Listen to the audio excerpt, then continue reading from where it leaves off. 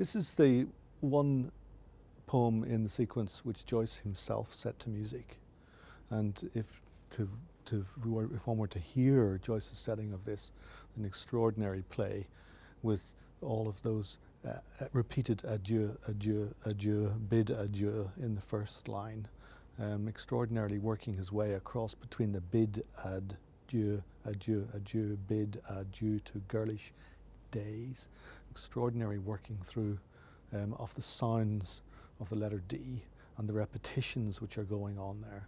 Of course, adieu is a French word, and the French word is brought into the English poem in kind of interesting ways which are not terribly strange, because it might be a word that might be recognizable to any English speaker, but certainly it's coming in and some thinking again about English and a kind of an English which he's working through here. Happy love has come to woo thee, the archaism thee, and woo thy girlish ways.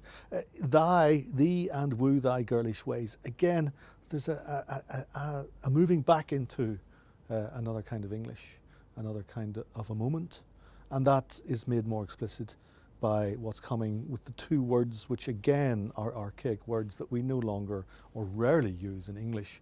The first one is the word zone, and the word zone is a medieval or Renaissance word for a girdle, and snood, which may indeed still be a fashionable item these days, but a snood is something, a hood which is worn upon the yellow hair. This is yellow hair, thy yellow hair, the yellow hair of golden hair, who we had met in one of the previous lyrics.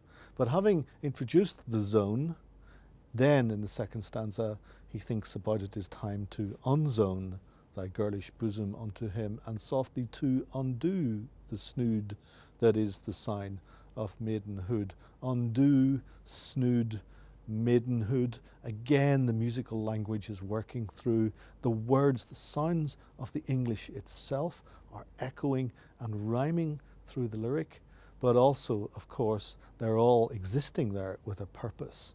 Undo the snood that is the sign of maidenhood.